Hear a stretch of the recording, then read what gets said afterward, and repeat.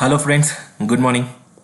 Welcome to Mission Possible by BK. This is Bharat, a chartered accountant by profession, and we are covering the paper 2 which is related to your accounting and finance for bankers, and we are now covering the accounting part. So in the last video we have started the topic called as final accounts, and in the topic the first part was related to your trading account. So now we will start with the next part of this, which relates to your profit or loss account. As I told you that we will be covering this entire series of final accounts in 3 parts. One is related to your trading account and the video was already posted. This second video relates to your profit and loss account, and now after this the third video will be related to your balance sheet account. So please pay attention to this topic because a lot of questions come from this topic, and also it is a very good topic related to developing your knowledge about the entire financial statements and how it is prepared. So let's get started. So in my previous video I told that how we will be preparing the trading account. Hope you remember. Just a quick recap. Trading account is everything that is directly related to your production. We should record all the incomes and expenses which have a direct relation with production, like your purchase of raw materials, sale of finished goods, wages for the laborers who work in production department, the electricity, the rent, all those things which relate to your production department should be charged to your trading account, and the balance in your trading account is carried forward to your profit and loss account. Okay, now here, before moving further, we will just quickly see a concept called as carry forward. Just now I have told you carry forward. The profit in your trading account is carry forward to your profit and loss account. So now there are few terms associated with this which I want to clarify. So I'll just quickly open this. See, there is something called as brought forward and carry forward, and at the same time there is something called as brought down and carried down. Okay, so both are two different things, brought down and carried down. In general, balance brought forward, that is this one, and balance carried forward are related to your journal entry books. If you see, a lot of journal entries are posted. That means if you see a journal book, this is a journal book, assuming this is a journal book, so lot of entries get posted, 1 2 3. Previously I'm saying in your manual days they used to maintain in physical books. Nowadays this concept is not at all there because no physical books are being maintained, everything is in electronic form. So once a page is completed and the total of this page is calculated, ideally it should be the same because debit and credit. Okay, so now what they do is, once the page is completed, this page ending balance is what they call as carried forward. They write as balance carry forward. Okay, this they write as balance carried forward, and when they next again open that, so this is page 1. So once page 1 is completed, next same page 2 they open, same like this, and in the beginning they write as balance brought forward. So whatever the balance here, it straight away comes here. That means if we have to calculate the page balance, we can just calculate this page again and again. We need not refer to our previous pages. For example, if 100 pages are there, every time we can't keep counting 100 pages balances, isn't it? So as and when every page is completed, the balance in that page end is carried forward to the next page. So that is in general what is called as balance brought forward or carried forward. The concept mainly came because of the physical books of accounts. Nowadays it is not much relevant, but I wanted you to know the meaning of what is balance brought forward and carried forward. So now next there is a concept called as balance brought down and carried down. Brought down and carried down.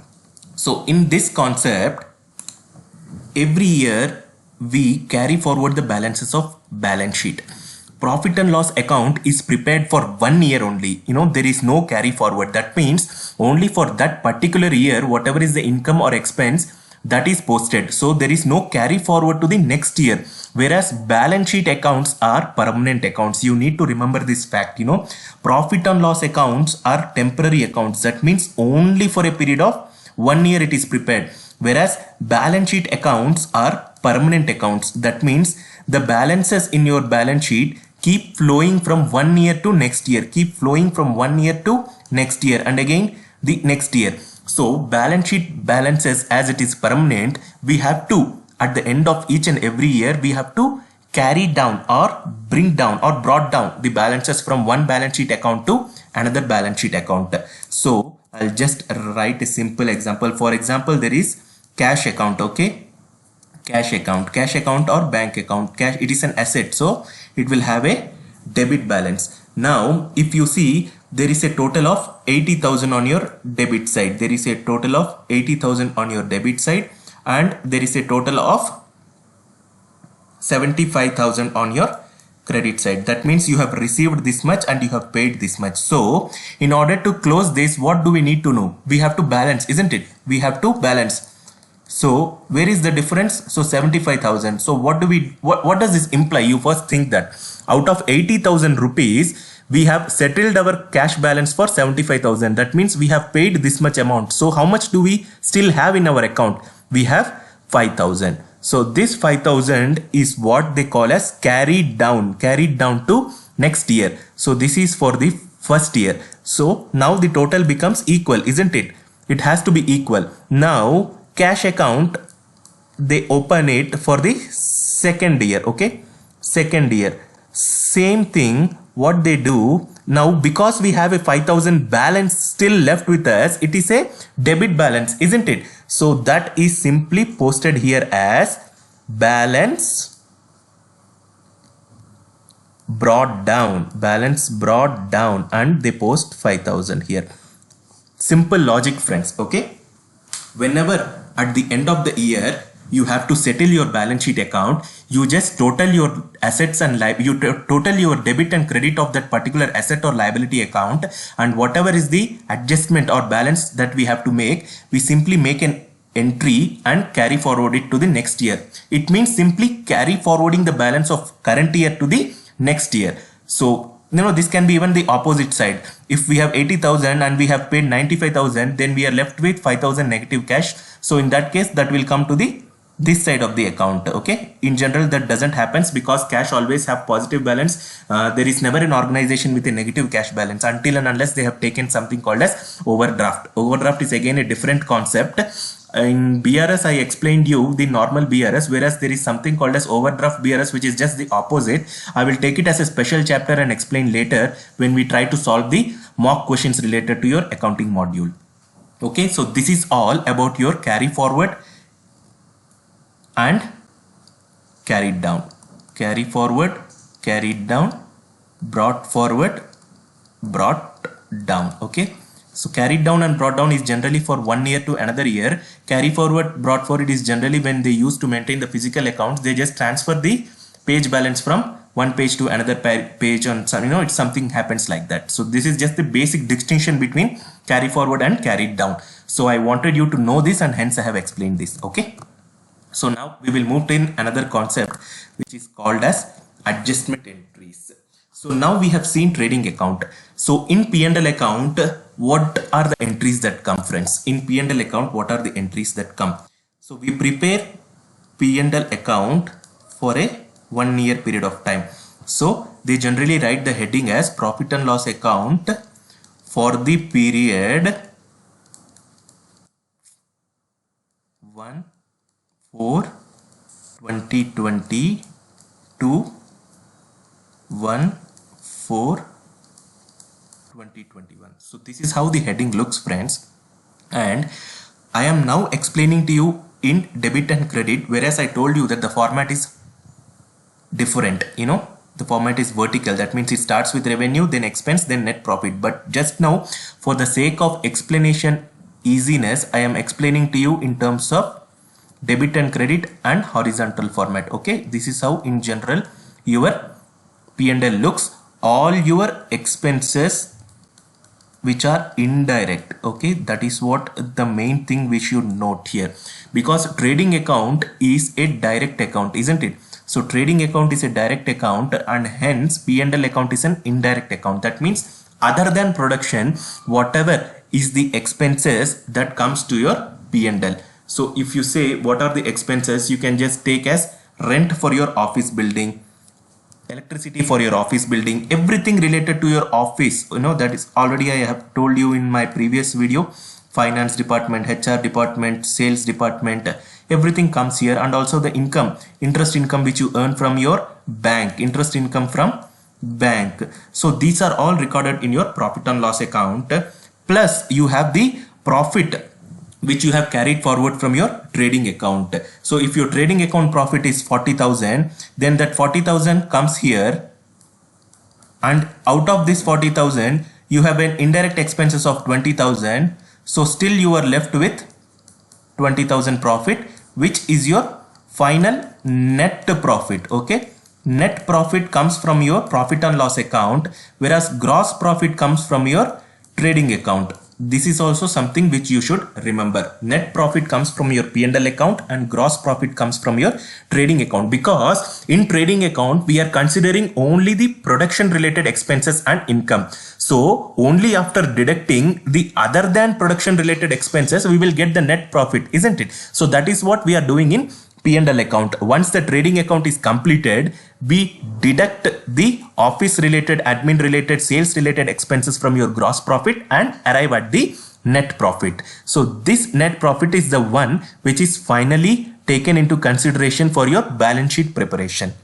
So now P&L expense is simple, friends. It is a nominal account. So any expense you have to debit and any income you have to credit. Same like your trading account, debit expenses and credit income.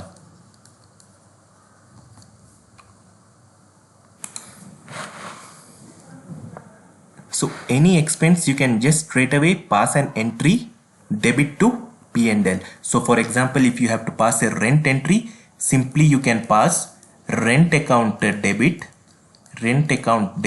to cash. In case you have paid in cash, then 100 is your expense and cash credit. That means cash is going out, so it has to be credited from your account.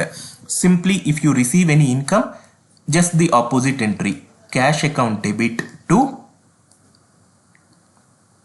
income. Okay, income, all expenses are debit and all income are credit. So this is how you should record an entry. There is no confusion at all, friends. No need to even apply your concepts of golden rule like 3 which I told.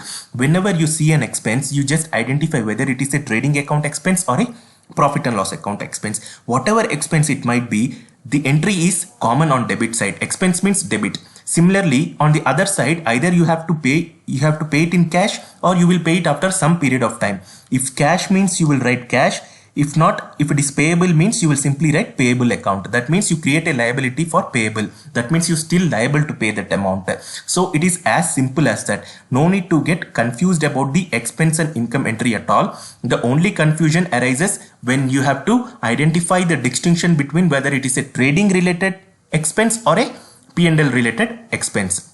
But this concept was generally followed in the olden days, friends. Nowadays, as per the Schedule 6 of Companies Act, no need of any trading account and all. A simple P&L account is prepared, and as I told you, the format is vertical.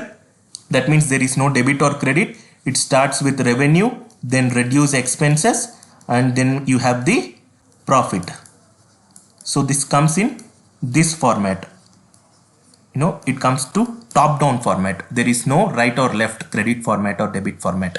So the new concept looks much better when compared to your older. But this reason why I explained you here in terms of horizontal format is only for your understanding, friends, so that you understand what all comes to the debit side of the account and what all comes to the credit side of the account. So this was your basic about reading and P&L account. Now we will cover some topics called as adjustment entries. So what are these adjustment entries is what we need to know, friends. See, these adjustment entries are generally made after preparation of the trial balance. So this is something which you need to remember. After preparation of the trial balance, these entries are made. Why these entries are made? Because our financial accounts are prepared for 1 year period of time, isn't it? Prepared for 1 year period of time. Now you just think that now we are in March month. We are in March month. That is the last month and we are on the last day. So we would have taken a lot of services in March, isn't it? We would have taken manpower services. We would have taken contractor services. We would have taken various other expense related services for which we are yet to receive the bill, isn't it? The bill will not be received immediately on March 31st. When a work is performed in March, generally the bill comes to you when? April, maybe April first week or second week, isn't it? So you don't have the bill in your hand to book that expense. But just because we receive this bill in April, can we record it in April? So I'm just giving a simple example. We have taken a manpower service. Okay, we have taken a manpower service in March and the cost is 10 people into 100 rupees. So 1000 rupees is the cost which we have agreed. Now this bill will come to you in April. This bill will come to you in April. But because this bill comes to you in April, can you book it in April? No, friends. Here comes the concept of something called as accrual, which I already told you. Accrual means whenever a liability arises, we have to book the transaction. We should not link the event. We should not link the event with the cash receipt or payment. So that is your concept of accrual. That means we book the entries based upon the happening of the event and not based on your cash payment or cash receipt. Here, this event of manpower service happened in March month, isn't it? So this pertains to your financial year related to April and March 2021, not the next financial year. So just because we receive this bill in April, we can't post these entries in April. So what do we do now? We have to create something called as provision entry. This is called as provision entry. That is the reason year end you often hear this term provision. Why provision? Because you don't receive the bills. You know that you have taken a lot of services. You know that you have incurred a lot of expenses, but you have not received the bill. And hence, based upon the best estimate or based upon the already agreed contract between you and the service provider, you create a provision in the books. Provision for expenses to provision payable or whatever entry on the liability side. If you want to book, you can book it. That is how you generally create a provision entry. Nothing but simply same entry only. You debit the expenses for 1000 rupees and you credit. There will be a separate account, okay, provision account. You credit this provision account. So now this provision is on your liability side, friends, because you have created a provision. Just like when you book an expense, it is a liability for you because you are yet to pay it. What do? You just credit your payable. Same is the case with provision entries. It is a liability for you because you are yet to pay that, and hence what you will do is you will put the same entry as debit 1000 and credit provision. This entry will be on 31st March 2021. Now what you will do on 1/4/2021, that is your second financial year. Okay, this is your first financial year, this is your second financial year. You will just reverse this entry.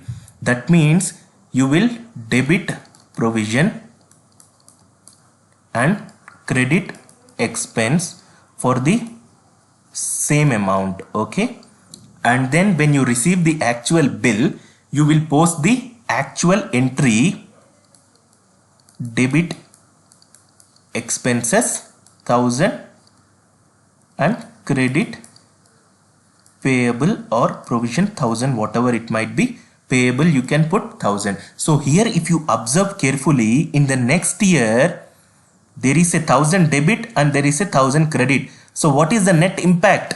It is 0. It should be 0 because this expense is related to your previous financial year, not current financial year, and hence we should knock this entry off. So this is the concept here of creating a provision, friends. Please pay attention to it.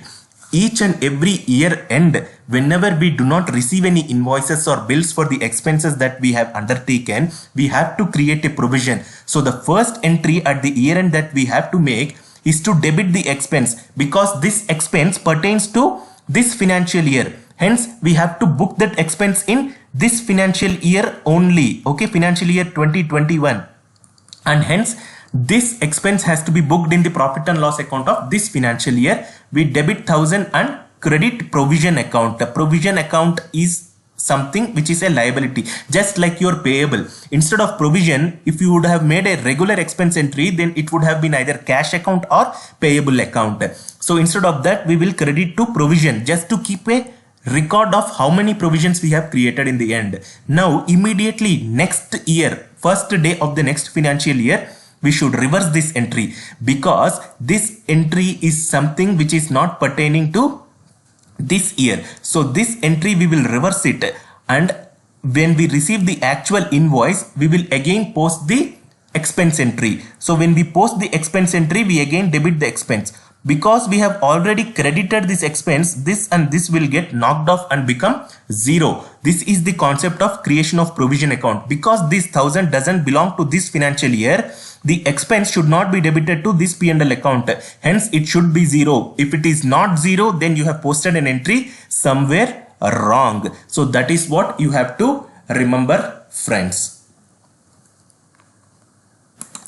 So similarly, like this, there will be various other adjustment entries. I will cover each and adjustment entry one by one. So this one is related to your provision. Provision stands for booking all the expenses. This can even happen on the income side, which I will explain to you in some time. So this particular slide is for your expenses, the services for which you have taken in March but you haven't received the bill. Hence you have to book a provision and you have to adjust it in the next year when you receive the actual bill. You have to knock it off. The expense should come only once. That is something which you should remember. In the next year, when you actually book the expense, it should be knocked off with your provision entry. Otherwise, your expense will show 100 in the next year, which is not true. So this is something which you need to remember, friends. It may be a bit confusing, but please try to see it again and again. So I'm just removing this now. So now we will cover the concept of something called as income received in advance. Isn't it? There is a concept called as income received in advance. So this is the second concept which I wanted to cover.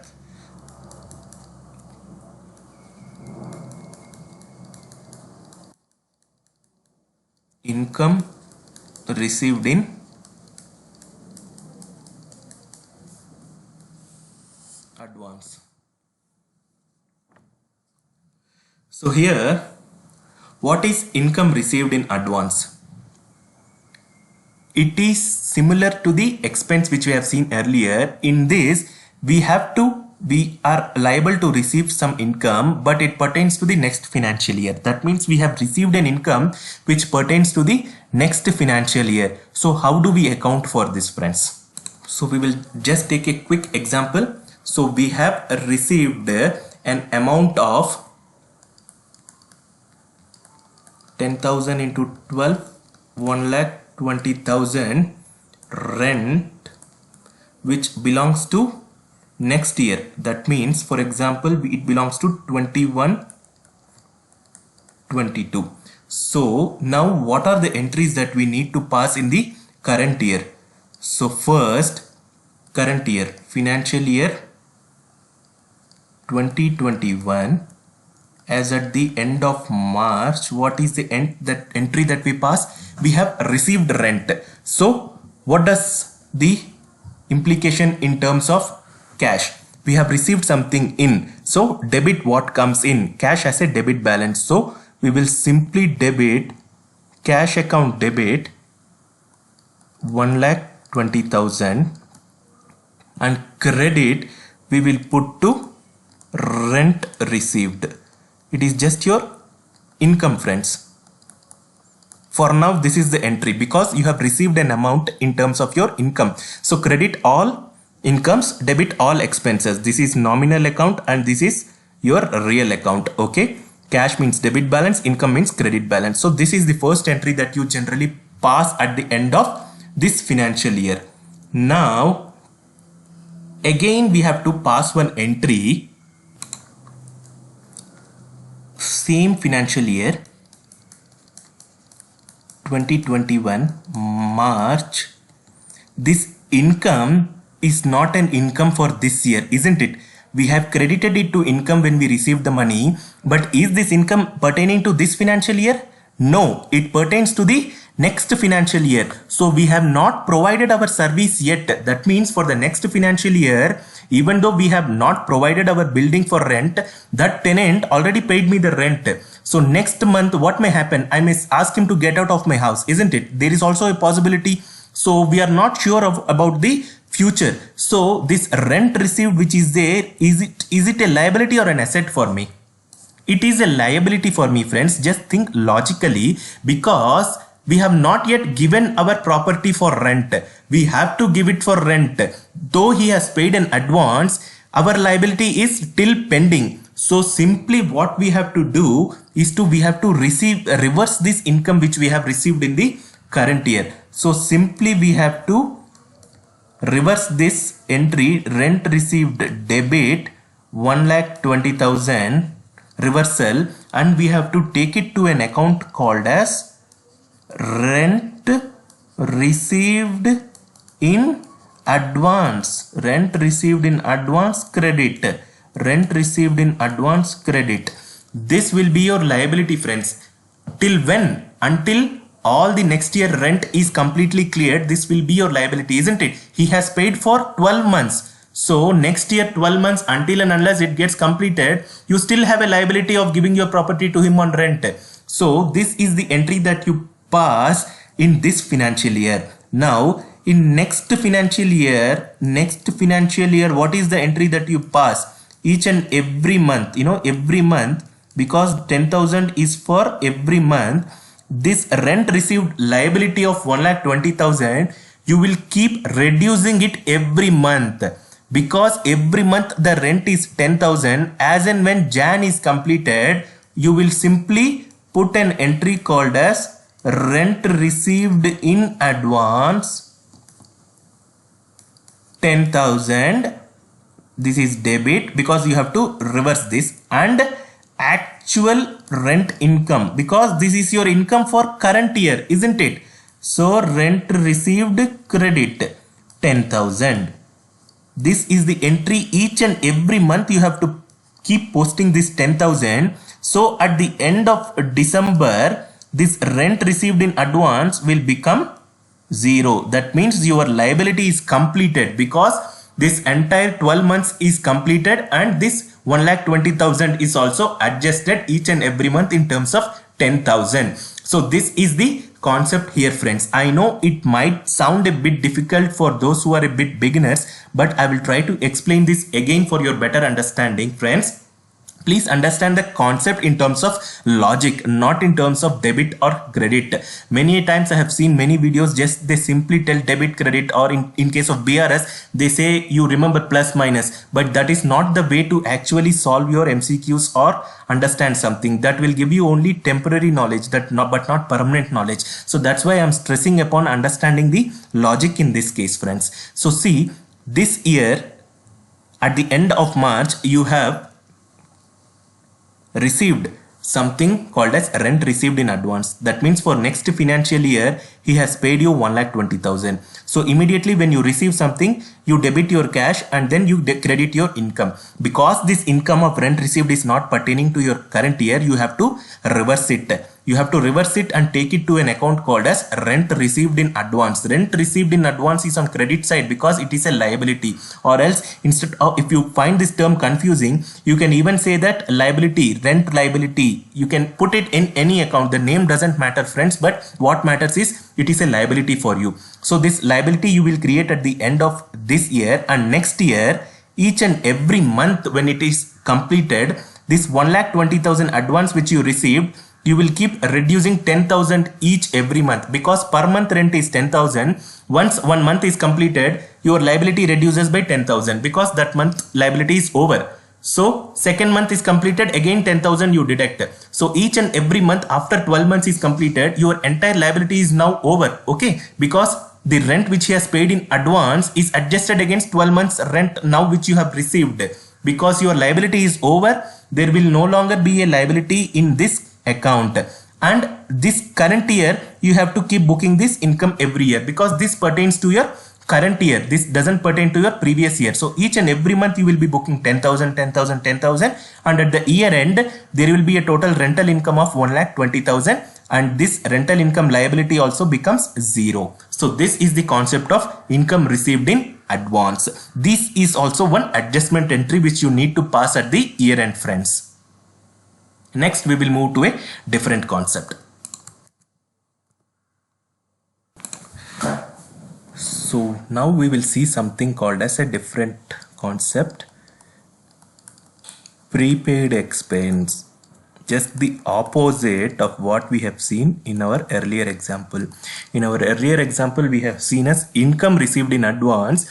This is expense paid in advance. That means we paid it in advance. So again, we will take a simple example of a question and then try to solve it. So say no, we can just simply take as rent again. 10,000 into 12 months,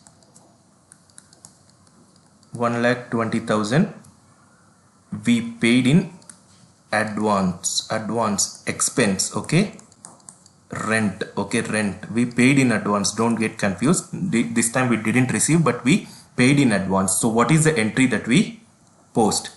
First, current financial year 2021. So whenever we pay an amount, just simply assuming you paid rent, what is the entry? So simply you will debit the rent expense, isn't it? Debit all expenses and credit all incomes. So debit rent 1,20,000, credit cash, because cash is going out. So if it is going out, you have to reduce. Debit what comes in, credit goes out. So this is the entry. Now this entry is for this payment which you have made pertains to next year, isn't it? It doesn't pertains to this year. So what you have to do? So this expense shouldn't be coming in your P&L account this year, because this is rent paid in advance. Okay, at the time of advance payment. So simply you have to credit this, because it should not come as an expense in your current P&L. Please pay attention to the words. So simply you will credit this rent account. You will credit this because same financial year. Okay, same financial year only. You will credit this for 1,20,000 and you will debit something called as prepaid expense. In the earlier case it was prepaid income. In this case it is a prepaid expense. So now you have to understand why we are debiting this prepaid expense, because it comes under your category of asset. Asset should have debit balance. Why it is an asset? Because you have paid something already in advance, so you have to receive that service now. That means you are in receiver's position now. When you are in receiver's position, it becomes your asset. When you are in payable position, it becomes your liability. In this case, you have already completed the payment of rent and now you are waiting for the house to be occupied or the office to be occupied. So you have to receive something, and receivables are always an asset because it belongs to you. It has not come to you, but it will come to you. So receivables are an asset. So simply this entire amount we will take it to asset account. We will negate the profit loss impact in this current year. That means this rent debit 1,20,000 should not come in your P&L account. So that's why we are crediting this and knocking this off. Now in your next year, financial year 21-22, each and every month the same concept. April, May, June, each and every month what you will do? This asset as and when you start consuming your office space, each and every month you have to pay rent, isn't it? So this prepaid expense now should be credited each month. So this prepaid expense becomes your credit now because you are reducing your receivable each month, isn't it? So debit rent because you have to book the actual expense each and every month which pertains to current year.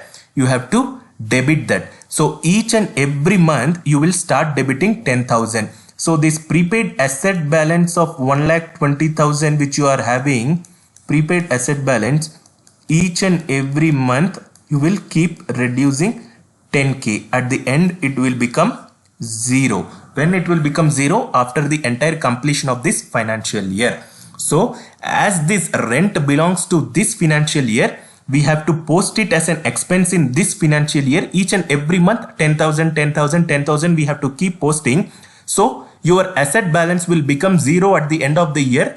When it will become 0? When the entire rent of 10,000 is consumed and when the entire 1,20,000 is adjusted, no longer you will receive anything, isn't it? So you have already paid the rent in advance. Each and every month now you have adjusted it. At the end of the second year, your asset becomes 0 and you would have also booked the rent for that particular year 10,000 each month because this pertains to this financial year. So this is just the opposite concept of what we have seen earlier.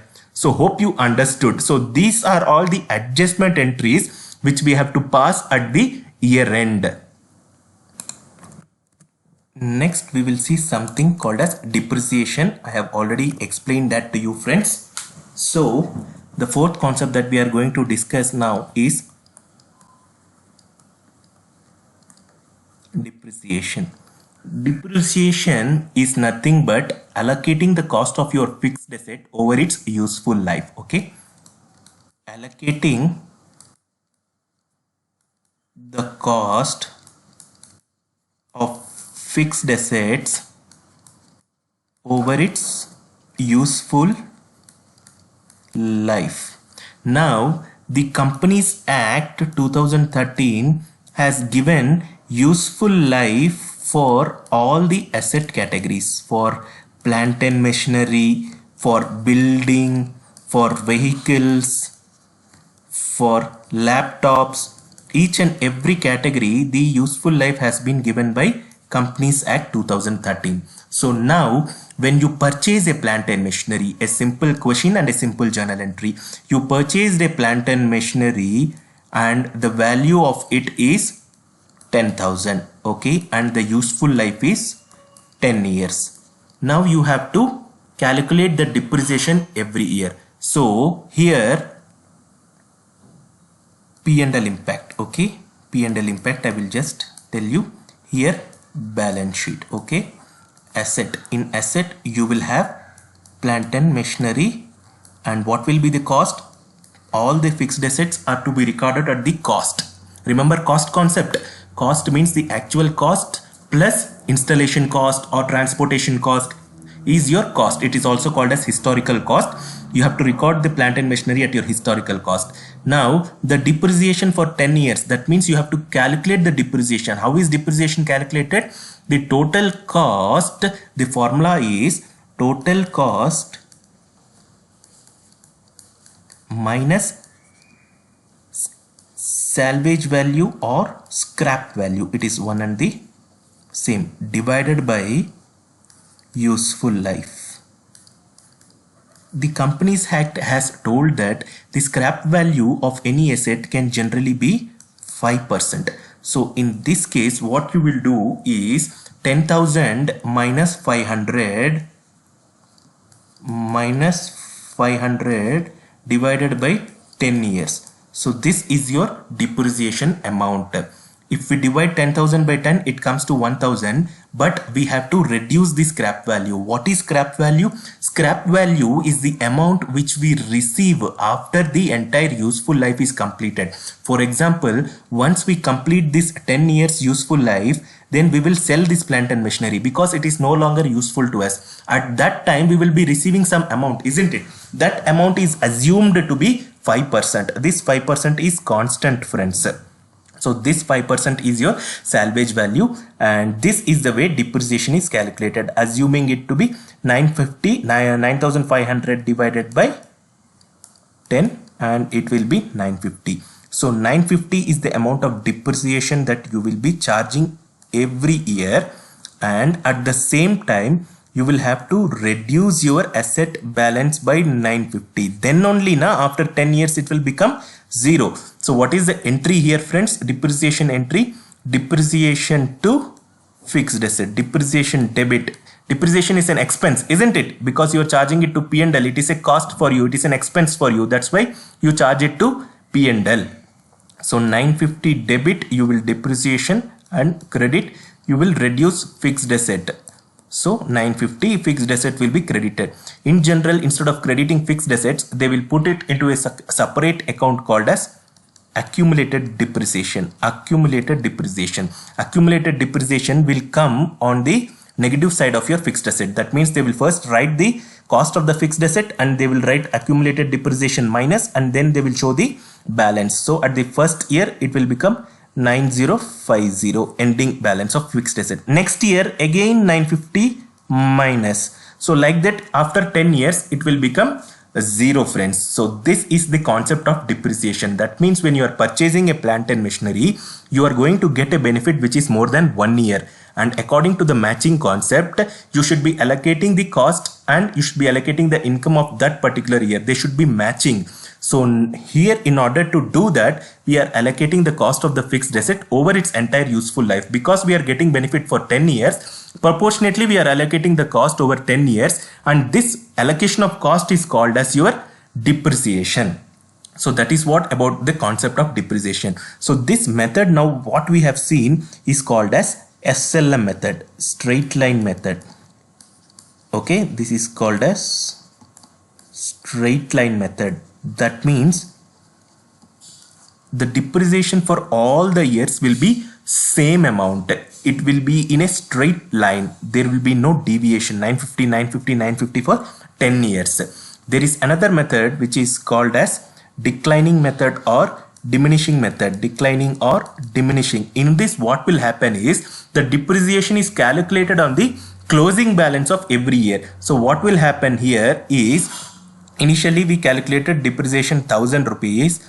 So assuming that 100 has been deducted in first year, so 900. Okay, so in the second year, upon this 900, again the depreciation formula is applied, and again the depreciation is calculated, so it becomes 820. Again third year, again it happens like that. That means the depreciation is calculated on the ending balance of the asset. It is not fixed amount. So this is called as diminishing amount.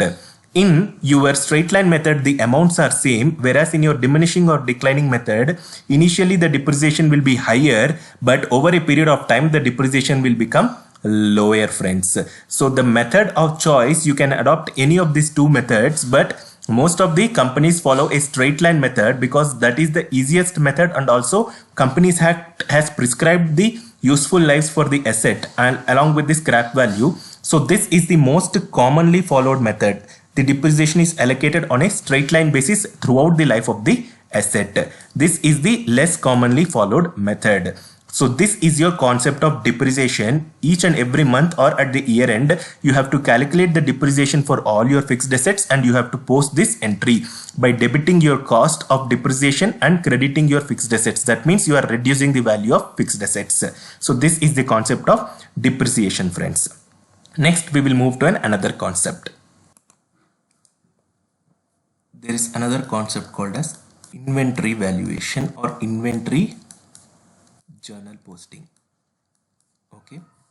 Now, what is your inventory?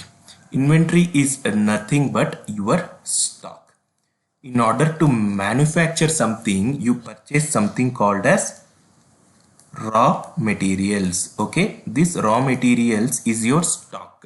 It is your asset, because you are having it with you, and in case you want to sell it, you can get money out of it. So it is an asset for you, isn't it? It is not a liability, it is an asset because you are having it with you and you can get money anytime by selling your inventory. So this is an asset, and all assets will have debit balances. So we will cover more about this in our balance sheet, but just now I wanted to explain this in terms of profit and loss posting and trading account posting.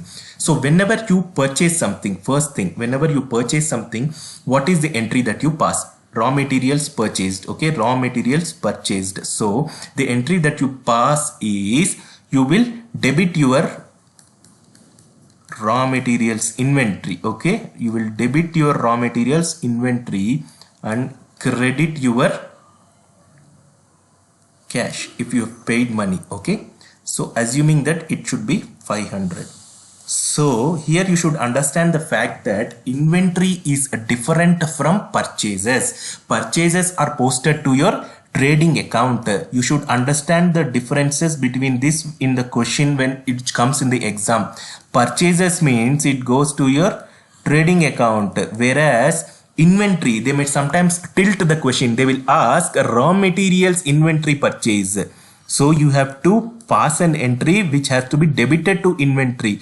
Raw materials inventory goes to your balance sheet asset, because this is an asset, isn't it? You are purchasing an inventory and the benefit of it you will get over multiple years. This 500, you can use it for 5 years also, isn't it? It is not necessary that this should be consumed within this year. So this is something, the balance of which will be carried forward over multiple years. Hence, if they ask raw material inventory, you should debit it to your balance sheet asset, and hence you are debiting here raw material inventory and crediting cash. So this is the entry, friends. Now you may get a question as to, okay, we have posted inventory, now we are issuing this inventory to production, sir. Yes, obviously when they have purchased inventory, they will use it in production. Exactly. So when they are using it in production, we will pass another entry when they are using it. That means it is called as work in progress. It is called as work in progress. That means some inventory is transferred to your production department and they are manufacturing something. So what you will do,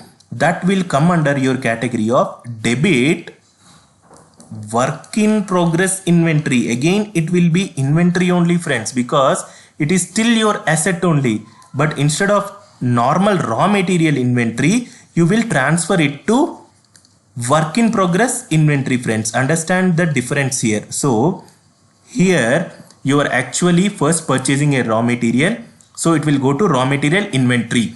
Then that inventory, when it is issued to production, when it is started consuming in production, you will debit the work in progress, friends. So then you will pass an entry called as work in progress inventory debit. Both will be in inventory only. So now, okay sir, understood. When will this work in progress be completed? Yes, obviously they will manufacture something out of it. So once they manufacture something, what is that comes out? Your finished goods. You get finished goods. So what is the entry at that time, friends? What is the entry at that time? So you pass an entry called as, again the same logic, debit finished goods inventory, isn't it? Because still the goods are lying in your factory, still it is an asset only. So simply you will debit your finished goods and credit this raw material inventory. Sorry, credit this W work in progress inventory, because the work in progress is now no longer valid. So if you understand the logic here, first raw material inventory we debited, so that gets negated when you issue it to production. Next, work in progress inventory, so that also gets negated when you manufacture it and the finished goods comes out. Now you have finished goods inventory of 500. Okay sir, we have manufactured it, then why it is still lying in our inventory? Absolutely, it is a very valid question. Now this is lying in the inventory because it is ready to be sold. We have not yet sold it. It is still an asset for us. Now when we sell it, what is the entry that happens? What is the entry that happens, friends? We have to remove this out of our inventory. So ready to be sold. Okay, it is ready to be sold. So the entry that you pass is